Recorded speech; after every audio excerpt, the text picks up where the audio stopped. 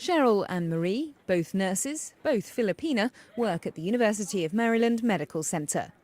As part of a big Filipino community in Baltimore, they've both heard devastating stories of those caught up in Typhoon Haiyan, including some on a ward in their own workplace.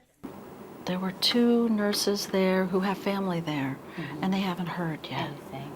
It's terrible. I have a friend, he's also a nurse in one of the hospitals I work with.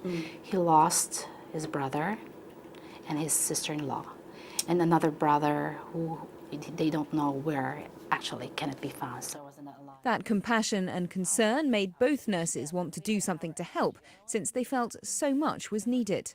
Food, water, clothes. When I see children walking the streets and they are still wearing the same clothes that they wore when the tragedy hit, it's really very, very heartbreaking. Until now, I can feel what they're feeling right at this moment. And one that strikes me so much is if they actually survive from the storm, what's going to happen to them now? They're starving, they're crying, they need a lot of help.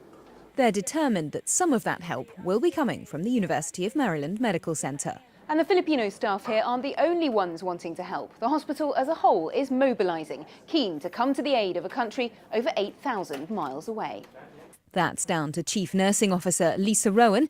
As soon as the extent of the typhoon's devastation became clear, she and the hospital's CEO quickly made plans. We've established a relief team that is going to look at ways to donate money, donate food, medical supplies, time, effort, and just really ask them to be creative in any way they can, because many of the people on the team are from the Philippines. That cultural connection with the country, she says, made it especially important to act. So as an organization, we wanted to help.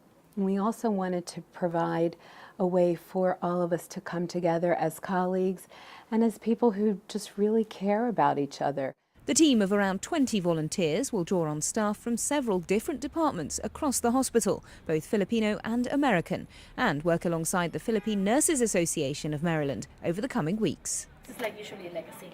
For Marie and Cheryl, it's a practical way to send support and love to friends and family back home. Lorna Shaddick, Channel News Asia, Baltimore.